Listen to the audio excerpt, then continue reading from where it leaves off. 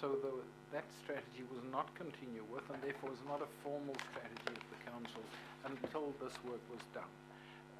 But the two things coming together, again, if one goes for G3, that is, if one follows that process, that's where the two would come together. If you do not go for G3, I would imagine that it's then also up to the incoming council, I suspect, to decide whether it wants to proceed with the Central Wharf strategy and whether it wants to take these recommendations from the CWG into account for that or not.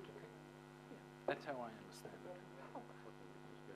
So it may be good now, I think, to move to the recommendations. If I'm trying to decide to divine my way through the level of tension around the room on this, it may be, Councillor Darby, you may wish to test in your speaking to the recommendations whether this is an issue that people are concerned about, that we might be seen to be trying to tie the next council into a process. And I just think we need to, if that's the concern, genuinely put that on the table, because we're sort of talking around the edges of this, and I think we need to be honest about it. So, Councillor Darby, would you like to speak to your recommendation? Yeah, thanks Chair. Well, look, I think just the first part of the motions are to acknowledge Dr. Boven and the 10 CWG members, and in particular I'd like to acknowledge the community representatives on the CWG. They're the unpaid ones, they're the ones that went to all the meetings and weren't getting paid for being there, along with the reference group members, and there were some 64, and then there were iwi members, I think of some 15 of iwi hapu Māori business leaders. So it was a very robust group of people. And we have a tome of material here before us, not so much a tome here with the Port Future study, but the supporting EY document, probably all up around about heading towards 400 pages. So today we are receiving all that material, and there is clearly a lot more work to do. And Dr. Boven has said this is not exhaustive work. This is a very big Auckland issue. This is an issue, Madam Chair, that has been regularly on the front page of our daily paper in Auckland. It has been on the airwaves of RNZ.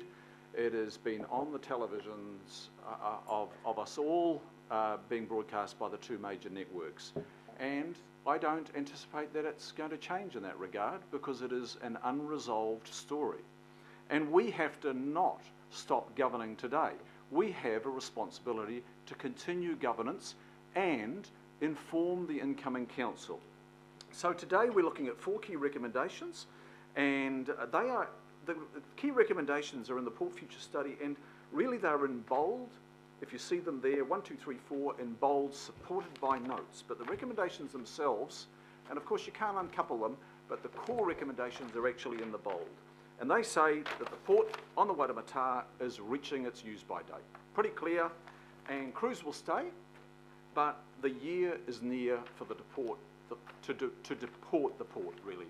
And there is also a requirement for comprehensive investigation of the Firth, of Thames location and the Manukau location, and to determine on those alternative locations.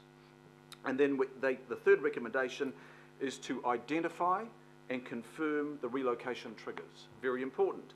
And then the last is to undertake a rigorous identification and evaluation of the options to provide sufficient berth length. It's not additional, it's sufficient. Now I'm stressing that. That's what the words say in the recommendations.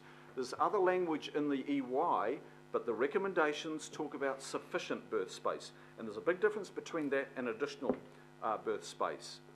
So the recommendations reflect that I'm putting up, and thank the Mayor for seconding, do reflect the consensus working group recommendations entirely.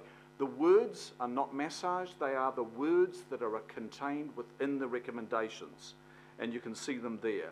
The D4, there's a slight change there because that was incorrect to use the words is likely to lead to adverse intended consequences.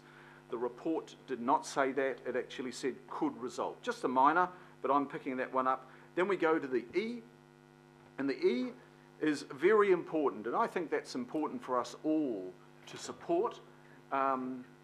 The consensus working group did consider an extension. My understanding is, okay, we know that reclamation is off the table, but it was not. It is not a recommendation here from the consensus working group that wharf extensions should be supported. It is clearly not. It talks about sufficient. It does not mention additional, but mentions sufficient. And it is important also to note this in fact and record it in that resolution, hopefully. And it's also important that there is further rigorous identification of alternative berthing options required. So going forward, the focus is on scoping and developing a process. It's not embarking on doing all that work. Now, a number of questions have been raised here today about why we should not embark on that work. There's no suggestion here in the words on the screen that we'll be embarking on a full-blown investigation. It's setting it up for the next council rather than they come in, that council comes in and are left cold. We have to continue governing, Madam Chair. And the council has led this process but not been part of the process. And I think this Port Future study is unique in the way that we instructed it and then stepped aside. I think it's absolutely unique. I think it's a template for how a council can do its business by including its communities in the broader sense more in the way going forward. So I did change the words on the three. Initially I had the three as a council-led process, and I'm picking up on Councillor Crumb's question there. And I guess by going back to independent, we're just further endorsing how we embarked on this process to begin with. We embarked on a process that we instructed, but then it was independently led by Dr. Boven without political interference along the way. And I'm just suggesting that has proven to be good. Let's continue with that pattern. Now, I just want to touch on a few suggestions in that EY report, and this is why I think we do need to scope and work up the process now. The EY report does talk about that horizon of berth capacity being reached as being 3 to 12 years. 3 to 12 years. 3 years is actually not a long way away. So if you lose 6 months now because you don't want to do anything, because you don't want to govern today, that could actually put a lot of pressure on the next council, because we don't know, how close that is. It 2.5 to 3 years? Is it 3 years to 5 years? I think we unnecessarily put pressure on the next council, taking into account that horizon that is highlighted there in the EY report. Also, there is risk if we do nothing that another party does something. And I don't really want to name a party here, but I have seen a party talk about proceeding with designing wharves. Now, I would be quite worried if a party started to proceed to design wharves. If we sign up to G3, we actually signal that and other work can be accomplished within the body of work that hopefully the next council then commits to, having considered a scoping study on it. It's pretty clear that the current footprint through to the medium term will last, but the report, the EY report, does stress that there is it uses the term a burning platform for change. So there is some urgency about this, members. The EY report is pretty clear that there is some urgency for not sitting on our hands and not just giving it to others 6 months hence. One councillor Penrose said there are bigger fish to fry. I don't think I can think of a topic that's come before this council where 1,000 boats have occupied the Waitemata Harbour and sailed and motored in rotation in protest, and 3,000 have gathered on the wharf, and then a second protest of around about 2,000. This is a very big topic for Aucklanders. So I think we need to heed the community interest in this, and they fully expect us to progress this work, not abandon it. So, councillors, we are the ongoing stewards and guardians, and we have a broad range of responsibilities here, and I'm saying that we cannot, this council cannot afford to backslide into those old battle lines that we saw on the harbour that day and on Queen's Wharf. That would be a dangerous position.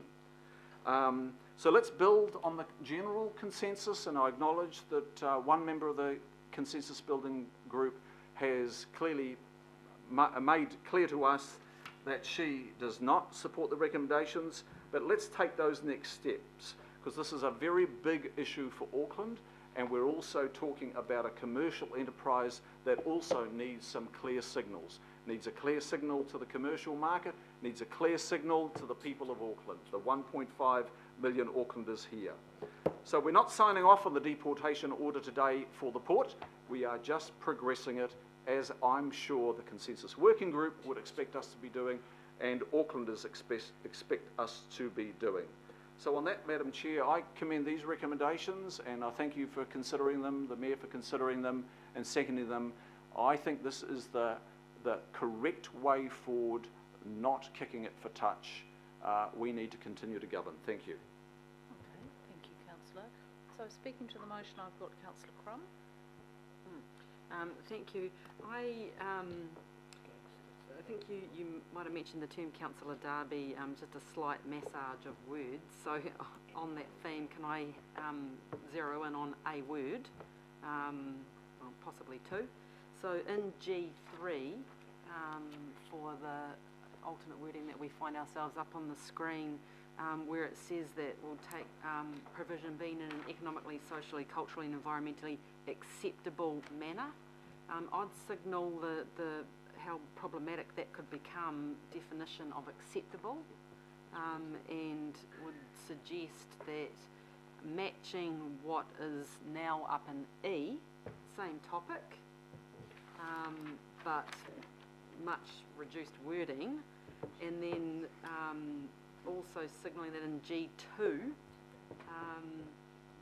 where is it on the screen now, in the blue, where the same words, economic, environmental, social, cultural, is talking about an impact assessment.